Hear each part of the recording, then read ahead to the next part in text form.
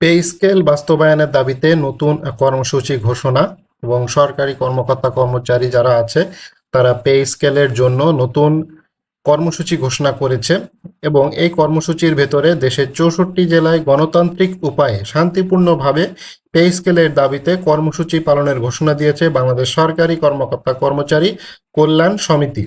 মঙ্গলবার 31 মার্চ সমিতির আহ্বায়ক আব্দুল মালেক এক বিবৃতিতে জানিয়েছে, আংশিকভাবে হলেও এটা বাস্তবায়ন করা 22 লক্ষ পরিবার তথা 22 লক্ষ কর্মচারীর দাবি বলে তিনি জানিয়েছেন। বিবৃতিতে তিনি আরও বলেন, নবম পে স্কেল বাস্তবায়নের লক্ষ্যে এপ্রিলের প্রথম সপ্তাহে বাংলাদেশ সরকারি কর্মকর্তা কর্মচারী কল্যাণ সমিতির পক্ষ থেকে শান্তিপূর্ণ কর্মসূচি আসছে। প্রতিটি জেলায় যারা কর্মরত আছেন মনে প্রাণে পে স্কেল প্রত্যাশা করেন তারা সবাইকে এই পে স্কেলের দাবি বাস্তবায়নের জন্য শান্তিপূর্ণ কর্মসূচিতে অংশ নেওয়ার জন্য অনুরোধ করছি।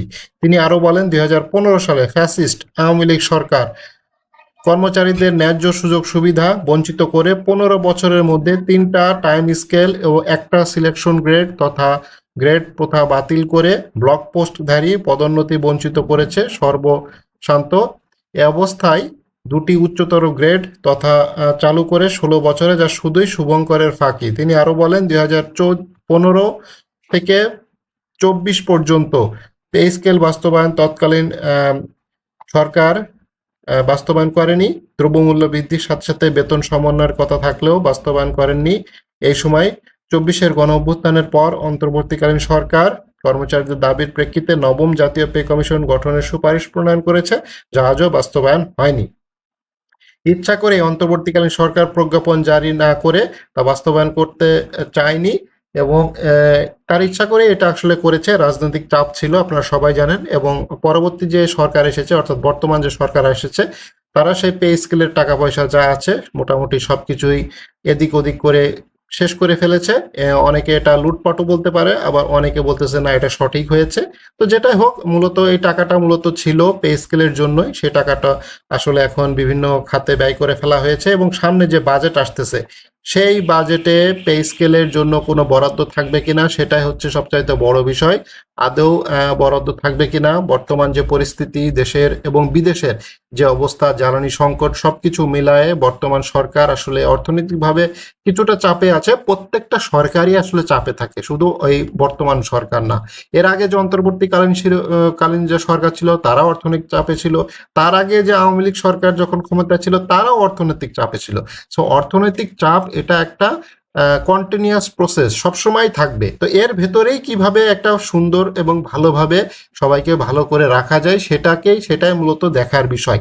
তো পে স্কেল বিষয়ে আর বেশ কিছু খবর আছে। সেটা হচ্ছে আমাদের এই যে নতুন নতুন না আসলে পুরাতন যে দেবপ্রিয় ভট্টাচার্য, যিনি একজন অর্থনীতিবিদ, বাংলাদেশের অর্থনীতিতে যার ব্যাপক অবদান রয়েছে, সেই দেবপ্রিয় ভট্টাচার্য তিনি তো একটা বিস্ফোরক মন্তব্য করেছেন নতুন পে কমিশনের গঠনের দাবি। অর্থাৎ এই যে প্রায় 20,000 কোটি টাকা বা 2,000 কোটি টাকা খরচ করে যে পে কমিশন গঠন করা হলো, তাদের চা নাস্তা খরচ, যাতায়াত খরচ, তাদের বেতন ভাতা, ঠিক আছে, এসি ভাড়া, হ্যাঁ, বিদ্যুৎ বিল খরচ, তো সবকিছু মিলায়ে 2,000 কোটি টাকা খরচ হয়েছে একটা পে কমিশন গঠন করতে, তাদের রিপোর্ট তৈরি করতে।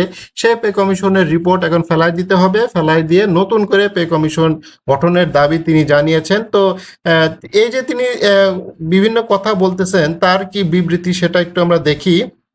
অর্থনীতিবিদ ডক্টর দেবপ্রিয় ভট্টাচার্য সম্প্রতি এর বক্তব্যে তিনি যেটা বলেছেন সেটা হচ্ছে যে নতুন করে তিনি বলেন যে বাজেটে ঘিরে নাগরিক ভাবনা প্রত্যাশা শীর্ষক প্রাক বাজেট মিডিয়া ব্রিফিংয়ে ডক্টর দেবপ্রিয় বলেন, বিগত সরকার তাদের মেয়াদে শেষ হয়ে পে স্কেল সংক্রান্ত উদ্যোগ নিয়েছে, তা বাস্তবায়নের দায়িত্ব বর্তমান সরকারের উপর চাপিয়ে দিয়ে গেছে। এতে এক ধরনের প্রলম্বিত দায় তৈরি হয়েছে। ঠিক আছে, তো এটা তিনি আসলে এই সরকারি কর্মকর্তা কর্মচারীদের আসলে বেতন দেওয়াটাই তিনি পছন্দ করেন না। ঠিক আছে, সরকারি কর্মকর্তা কর্মচারীরা যে বেতন পাবে এইটা তিনি মানতেই চান না। মানে তিনি শুধুমাত্র তিনি না, এরকম অনেক মিডিয়া আছে, অনেক পত্রিকা আছে, অনেক অর্থনীতিবিদ আছে, তারা আসলে মনে করে যে সরকারি কর্মকর্তা কর্মচারীদের আসলে বেতন দেওয়াই উচিত না। ঠিক আছে, পে স্কেল তো প্রশ্নই ওঠে না।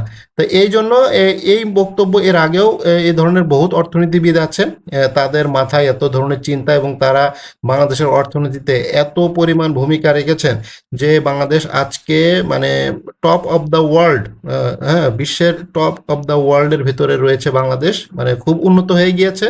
তো যাই হোক, তার যে বক্তব্য, সে বক্তব্য জোর প্রতিবাদ জানানো হয়েছে এবং তার এই ধরনের অগ্রহণশীল যে বক্তব্য, নতুন পে কমিশন গঠনের দাবি, মানে নতুন পে কমিশন তো অলরেডি গঠন হয়ে গেছে, সে তো রিপোর্ট দিয়েই দিয়েছে। একই কাজ বারবার করতে ভালো লাগে? পে কমিশন গঠন করা হয়েছে, তার রিপোর্ট নিয়ে নেওয়া হয়েছে, রিপোর্ট পর্যালোচনা করার জন্য কমিটি পর্যন্ত করা হয়েছে। সেই কমিটির কার্যক্রম আদৌ কি হচ্ছে কি হচ্ছে না, এবং তারা কোনো ধরনের কিছুই করতেছে না, এবং সেটা ওই ওই পর্যন্তই শেষ। এবং আদৌ তারা কোনো আপডেটও দিচ্ছে না, মিডিয়ার সাথে কথাও বলে না, এবং তাদের কোনো কার্যক্রম কিছুই নাই। তো এইভাবে আসলে পে স্কেল নিয়ে তালবাহানা চলতেছে, এবং আন্দোলন করার জন্য কর্মচারী ঐক্য পরিষদ যারা আছে নেতারা এবং কর্মচারী কল্যাণ সমিতির নেতারা যারা আছে তারা প্রস্তুতি নিচ্ছে এবং বিভিন্ন জায়গায় তারা শান্তিপূর্ণ কর্মসূচি পালনের জন্য আহ্বান জানিয়েছে। পে স্কেলের সবারই প্রয়োজন, বিশেষ করে তৃতীয় এবং চতুর্থ শ্রেণীর যে সকল কর্মচারী আছে তাদের পে স্কেলটা আসলে প্রয়োজন আছে। বর্তমান যে দ্রব্যমূল্যের বৃদ্ধি, এই বৃদ্ধিতে আসলে একজন সরকারি কর্মচারী তারা 9টা 5টা অফিস করে রাত্রেবেলা ওই রিক্সা চালানো ছাড়া আর কোনো গতি থাকবে না, এবং এটা অনেকে এখনো করতেছে, এটা আসলে নতুন কিছু বলার নেই। তারা অফিস শেষ করে তাদের বিভিন্ন সময় অন্য জায়গায় ডিউটি করে কিছু টাকা পয়সা ইনকাম করার জন্য, না হলে আসলে বর্তমানে সংসার চালানোটা খুবই দায় হয়ে দাঁড়িয়েছে। তো যাই হোক, পে স্কেল নিয়ে বেশ কিছু খবর আছে, এবং সরকার কতটা চিন্তা ভাবনা করতেছে, সামনে বাজেট আসতেছে, সেই বাজেটে পে স্কেল নিয়ে কোনো বরাদ্দ থাকবে কিনা সেটাই এখন দেখার বিষয়।